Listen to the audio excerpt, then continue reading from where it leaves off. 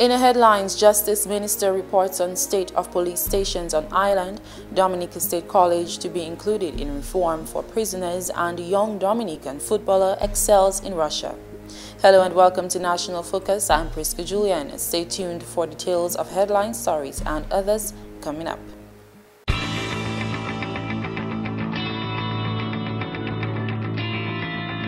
Welcome back. On the cards for ensuring detainees at the Dominica State Prison are afforded a second chance may be the partnership between the Dominica State College and the Ministry of Justice.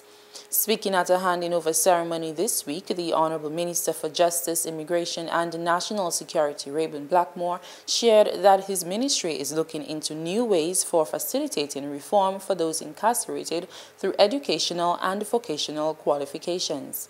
I had instructed for there to have been some form of communication between the State College and the prison to develop some modules whereby, and to do that would be informed by a survey to find out as to persons who maybe have been dropouts of secondary schools and who maybe are inmates. What can be done within the State College to actually ensure that those inmates can do makeovers? Because all is not lost. What we want to ensure is that the inmates who can be reformed, when they leave this prison setting, they can contribute towards the ministry of society. According to the Acting Superintendent of Prisons, Kenrick Jean-Jacques, work is continuing at the prison to ensure when released, inmates are able to obtain gainful employment and live out a more wholesome quality of life. One area of reform identified relates to putting various mechanisms in place to strengthen the numeracy and literacy level of inmates. Having every inmate who exits the prison with a high level of education and a particular skill set would be a major achievement. This, however, is dependent on inmates showing interest and the availability of certain equipment, plus the engagement of facilitators with the requisite skills. The objective is to rehabilitate inmates that having particular skill would help prepare them for the job market.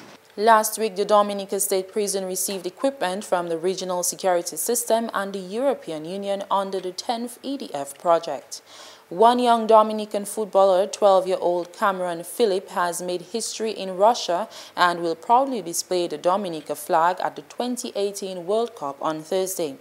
The young goalkeeper, a student of the St. Mary's Academy, was part of the team that emerged the overall winner of Football for Friendship Youth Championship. This program, which allows young footballers from all over the world to meet and compete, led up to the start of the FIFA World Cup. The 12-year-old, who was also selected to represent Dominica after his sterling performance as part of the Newtown Juvenile Football Academy, also came up on top as the most outstanding goalkeeper. Young footballers representing more than 100 countries the world over took part in this championship event. Young aspiring journalist Adiola Xavier of the Convent High School was also selected to travel to Russia to represent Dominica at the Football for Friendship program in Russia. The Honorable Minister for Justice, Immigration and National Security, Rayburn Blackmore, has given a comprehensive report on the state of police stations around the island as the rebuilding process post-Hurricane Maria continues.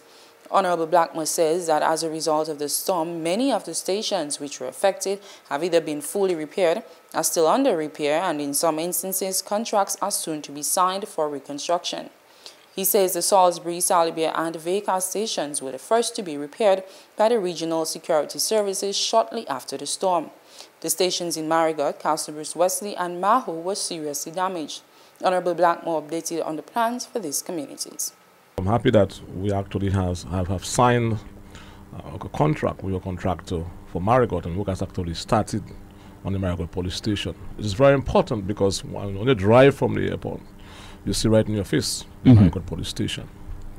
And then we also, this week, should actually sign the contract for the Wesley police station. Okay. And we're waiting, of course, the bid document from the Ministry of Works to be transmitted to the Ministry of Finance for Cassibrus. The dialysis police station was up for repairs even before the hurricane. Honorable Blackmore explained that further damage was done to that building and contracts will soon be signed for the commencement of repair works. A new inspector's quarters was also under construction in St. Joseph before the storm. The completion of this project is also due. Just about a week ago, government announced the construction of a new police station in the town of Portsmouth to form part of the Northern Housing Project. Honorable Blackmore says this is good news for the town and also informed that works on the Portsmouth police station is ongoing. An amount of $400,000 was earmarked for the construction of the Maho police station with plans to meet the growing needs of that community. The intention of the repairs before Maria and the expansion that was actually intended to have taken place at the Maho police station was for the express purpose also of housing female officers there. So this new structure will meet modern needs and will cater for the needs of the community, an emerging community. The police training school and barracks for SSU officers in Monbruce are also under repairs.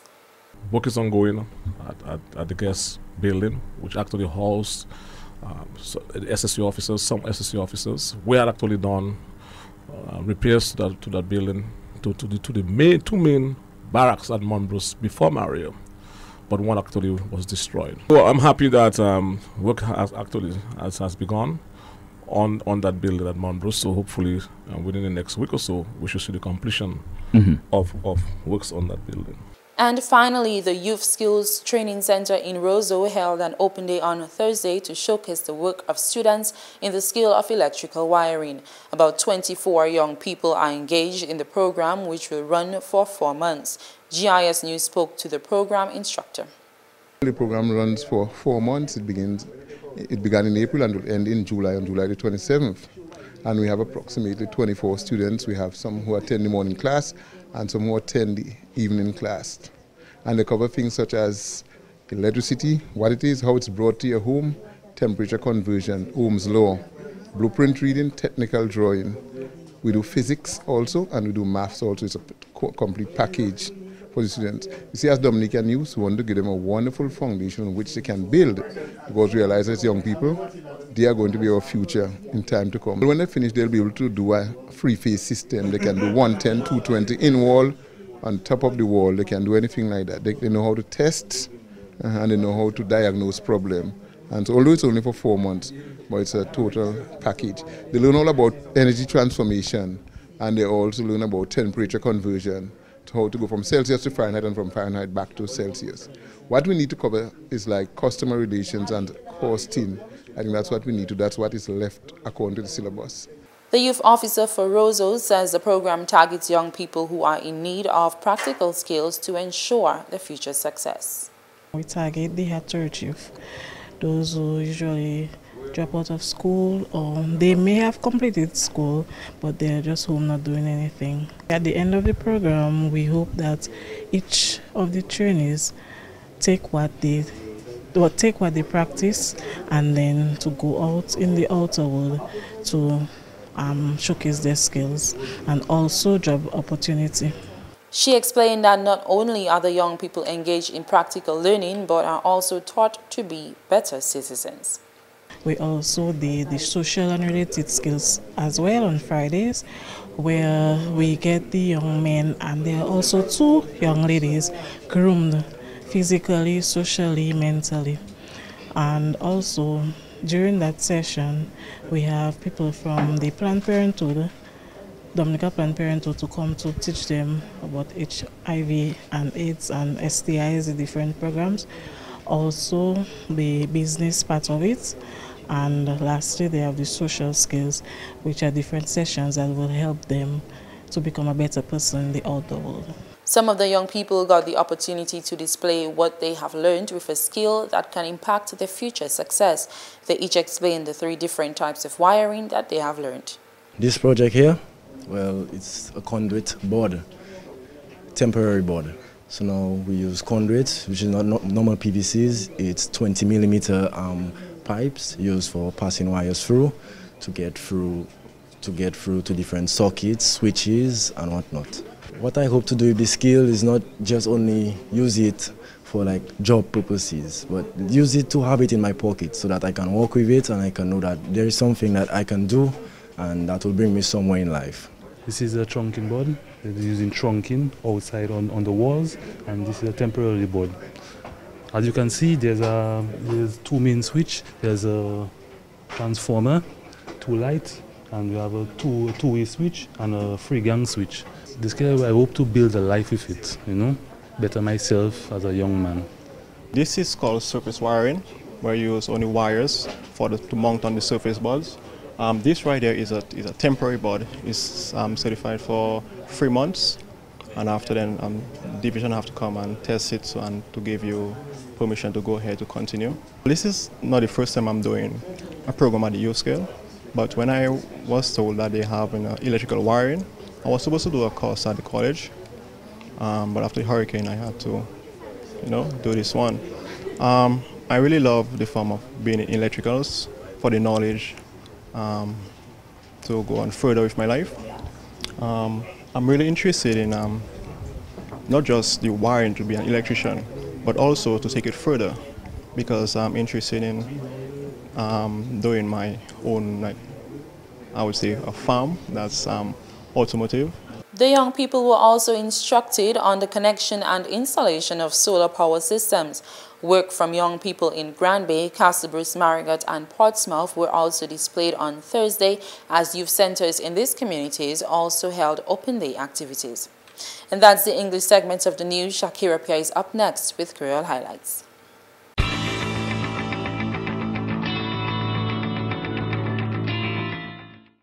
Bienvenue à ce nouvel accueil. Nom c'est Shaakira Pierre. Premier ministre Honorable Dr. Roosevelt Skerrit à Suriname pour une visite officielle et puis pour joindre et puis président Suriname des Ibouters. Selon une press release de l'office Premier ministre là, Honorable Skerrit qui discute sujet comme agriculture, tourisme, l'État et puis climate resilience et puis chef Suriname là. Et puis Premier ministre là c'est une délégation. Délégation ça là, c'est ministre pour environnement là, Honorable Joseph Isaac, permanent secrétaire à ministre agriculture Dr. Reginald Thomas, et puis chef forestry Mitchington Burton. Délégation là qui visité place là yo ka engagé en agriculture et puis qui observe comment yo ka planter bagay comme diwi et puis banane. Aussi yo ka garder comment yo ka faire production l'huile coco. Press release that OCD, Premier Ministre Honorable Dr. Roosevelt Skerrit et puis Président Suriname là, supposé signer un Memorandum of Understanding pour faire relation diplomatique entre Dominique et puis Suriname plus fort. Pendant à Suriname, Honorable Skerrit qui a adressé une conférence à sociologie en Caraïbes là, CTCT. Premier Ministre l'a tapé invitation ça là pour parler contre l'idée pour faire Dominique premier pays là en la terre qui s'approche changement climatique. Ça a été une opportunité pour bas vision pour Dominique et puis région là et puis pour bas support et puis action pour faire garde nous plus meilleur pour changement climatique en région nous. CTCT l'a dit Premier ministre Skerrit en une lettre invitation. À d'autres nouvelles, le gouvernement a appelé l'argent Hot Basic Needs Trust Fund là pour faire numéro projet dans le pays là. Lundi, 7 contrats étaient signés pour 7 projets à valeur $6 millions. L'argent a sorti de Caribbean Development Bank là. Ces contrats-là qui étaient signés pour ces projets-là, c'est en bas BNTF 7 et puis 8 qui est couru en même temps là. 5 projets, c'est pour restauration système Glow. Ministre qui a responsabilité pour Ecclesiastical Affairs, Honorable Lady Catherine Daniel, dit après tempête Erika passé priorité gouvernement de restauration système Glow. BNTF 7 qui est fait à valeur $4.5 millions. En bas programme ça là, c'est système Glow Wesley et puis Woodford Hill qui est réhabilité, ensemble et puis système Glow Lapland et puis Bowie. L'école secondaire Père Charles qui a reçu une première place pour faire automécanics et puis yo qui bâti un midwife pour resource center là en Good Hope. Il y a des projets en bas BNTF 8 là, réhabilitation système global et puis Boetica. BNTF 8 c'est à valeur $2.2 millions. Travail sur ces projets là qui commence à sur le 20 juin. Basic Needs Trust Fund là, qui a apporté assistance à la communauté qui est vulnérable pour faire meilleur accès à service public là. Programme BNTF là financé par Caribbean Development Bank là et puis gouvernement Canada et puis qui bénéficie 10 pays en région là. Et puis finalement, il y a un travail qui commence 2 semaines qui passe en jardin botanique là post fini. Trois contracteurs ni tas là pour faire chimie là et puis plan là c'est pour travail fini à ce chimie ça là en finissement semaine là. Projet ça là c'est un qui a continué le travail là qui s'est fait par administration labor l'année passée. Administration labor t'est fait morceau chimie là qui était à 6 côté Health Center Roseau. Travail ça là qu'a fait pour faire trafic plus facile en ville là. C'est qui fait gouvernement ni à pour faire numéro projet pour réhabiliter pont ici le Black et puis réhabiliter Chimé Charles Avenue. Travail Chimé a aussi pont place Hot Eggleston pour Jurdel, à Kingshill, Mount Prospect, Coptol et puis Wharton Raven. Gouvernement aussi ni plan pour réhabiliter Chimé Waterhouse qui a arrivé au pont Emzol. Power Sala sorti Hot Ministre pour Public Works, Honorable Dr. John Colin McIntyre, pendant qu'il a parlé à son programme radio à Sukari FM et puis Simen qui passait. Ça c'est tout pour Nouvelle à Creole. Mon nom c'est Shaakira Pierre. Au revoir.